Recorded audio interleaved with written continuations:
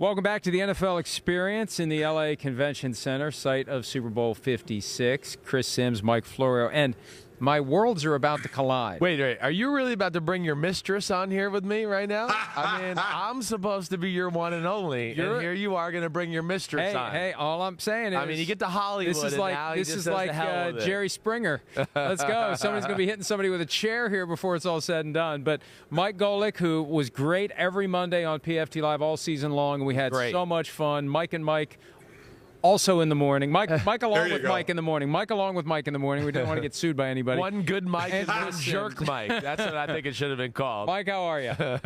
I'm doing well. And listen, Chris, I don't know how much you can complain about it because you ditched Mike, right? I mean, thank you. You know, going up the ladder, on site at the Sunday night game. Oh, I'm on site. I can't possibly get up early and do a show. I can't do that. So let's let some schlub who was in the business for a couple decades and he was a D lineman, you know, let him do that. You know, a couple of hours. Damn, so Mike. I think you brought this on yourself. Oh, man, Mike, you're supposed to be on my side here. We were supposed to gang up on this jerk. You're going to see this. So, man, maybe you guys are more serious than just mistress and like that. Hey, you know, you do it for 2 hours on the most important day of the week for an entire football season. You develop a bond. Well, of course you do. But what was I supposed to do? I had no choice, Mike. I had no choice. I did a post-game show, and it ended at 1:15 in the morning. So, I mean, I like Florio, but not enough to just get 3 hours of sleep and come back and talk to him again. I can't do it. Yeah, listen, all I got to say is I remember in my career I used to do that and, did it for the team. But that's okay.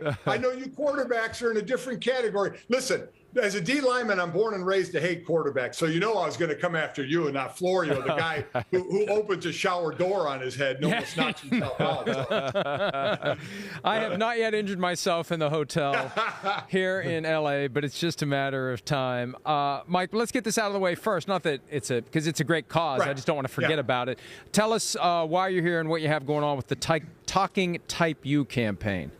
Well, about 10 years after I retired, so I was about 42, I got diagnosed with type 2 diabetes. And so I knew there had to be kind of a lifestyle change there. And I also knew I kind of had a forum, I had a soapbox to which to talk about what was going on with me. And what I learned is I had to kind of change my lifestyle, new game plan. Chris should understand, like as a football player, I live a life of a game plan. So my doctor became my coach. My wife and kids and friends became my teammates.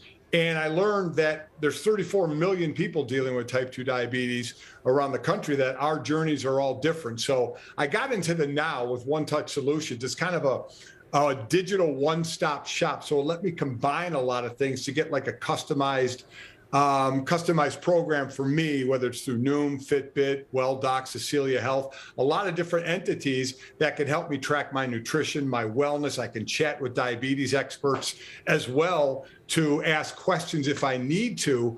And of getting a program that was for me. I talked to a couple other former players, John Kruk from baseball, Kyle Love, who played in the NFL for 9-10 years as well. They both are dealing with this and talked about their journey as well. So the best thing I can say to people, if you're dealing with this or have people that you know, family or friends dealing with it, is go to talkingtypeu.com. Tons of information there. You can hear the interviews I did with those guys, and you can register for a sweepstakes doing some health-related prizes like a home gym, something, Florio, you could probably use a little bit of. Yeah, he definitely could. But Mike, he's already rich. He's already got his own home gym. Let me say this, though. I've got family members with type 1. Yeah, I've got family members with type 2. And you don't realize how serious of a condition it is and how quickly like that you can be in a serious health situation. You go fine one day, and the next day your numbers are either way too high or way too low, and it's time to get to the hospital and take some serious action to avoid a really serious outcome, Mike. I'm with you, too. Mike, that's where I wanted to ask you, because I think this is a really cool cause. It's, of course, affecting our country. There's a lot of people that are dealing with it. What, like for you, when you first found out, what was the big adjustment? I mean, you're big Cleveland defensive lineman guy. I'm sure you like to eat sloppy foods and whatever. I mean, how much of an adjustment was it? And for me, it was the food part of it. Think about the amount of people this affects. Think of it in football terms. There's 485 completely filled football stadiums of wow. people. That's how many it affects.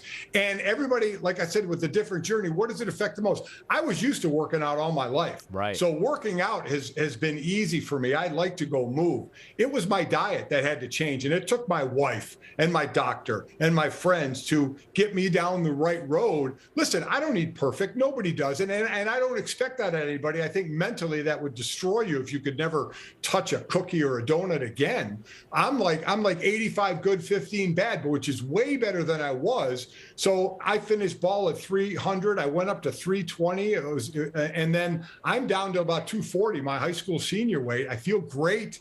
I'm eating smart. My numbers are good thanks to all this modern technology I have, and I'm working out. So it's been fantastic. But that's been my journey. And as I said, everybody kind of has a different journey they have to deal with. Well, Mike, I know you're going to be heading out here for the game. You're going to be doing some work with Westwood One. I'm struggling with this one. Chris is leaning heavily toward the Rams. Just give us your thoughts on these two teams as you prepare to participate in the Westwood One broadcast of the game. Well, first, these are two diametrically opposite preparations, right? The Rams push their chips, we've talked about this, Mike, to the middle of the table. And all the acquisitions, they don't have a first rounder until 2070, so it's like, but if they win, it worked, it paid off, and you deal with the years going ahead. For Cincinnati, I mean, we've talked about it, the youngest, a 4,000 passer, 1,000 rusher, 2,000-yard receivers, 26 and under. They built through the draft and they're growing, so different ways. So as I'm sure, you guys are talking about it, Chris, I'm sure you're talking about matchups on the field, Ramsey, Jamar Chase, and all that kind of thing.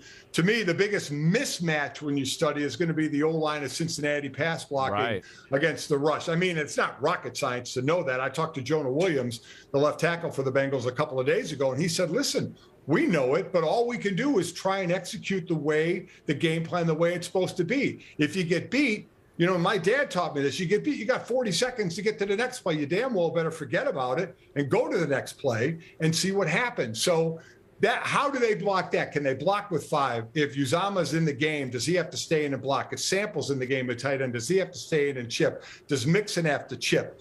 The one thing, but the bottom line is, though, they're still in the Super Bowl after giving up the most sacks to a quarterback this year. Right. And Burrow finds a way to escape and finds a way to get rid of the ball to one of his many receivers. So while it's a head scratcher that they were able to do it, with him getting hit so much, they did it. Kudos to them. Can they do it one more time? Yeah, no, I'm with you. I think that is the key matchup of the football game. I'm with you all the way. On this one, we talk about quarterbacks and stars and receivers. Yeah. This is more than maybe any other Super Bowl I can remember in recent history where this is going to be the key to the football game. Also, what I find fascinating, Mike, is just the fact that you, Westwood One, calling the game, Cleveland guy, and the Cincinnati Bengals are in the Super Bowl. How do you work that out? You can't be a Bengals fan by any stretch of the imagination.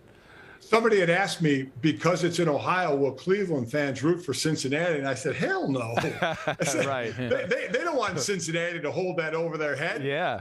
Chris, I have to be professional and unbiased in this. I love That's the way I have to be in this game. Yes. So, of course, I'm not choosing a side in this one as a professional, even though I'm from Cleveland, Ohio. Well said. Very well said. Professional. Thank you. My niece lives in Columbus and is a huge Browns fan, and she says, I'm happy for the Bengals. And I said, no, you're not. And she said, you're right, I'm not. Yeah, you're right. Oh, yeah, come on. He's right. You're going to have to hear about it. They don't want to hear about the Bengals got a Super Bowl win, and they don't. But you know what? The other side, when I was on radio in Cleveland earlier today, they're also concerned about OBJ winning the Super Bowl after he got out of Cleveland. That's right. So they really are kind of caught in which way do we go with this. There. Yeah. Not a lot going Cleveland's way right now with that, that's for sure. Well, Mike, we appreciate some of your time. We look forward to seeing you out here. And what I will do is I will distract him so you can get a clean shot at him. You don't have to worry about injuring his spleen if you haven't heard. He doesn't have one. So aim for where the spleen used to be. If you get a shot at him, take it. He wouldn't do that to me. You wouldn't do that to me. I know you wouldn't.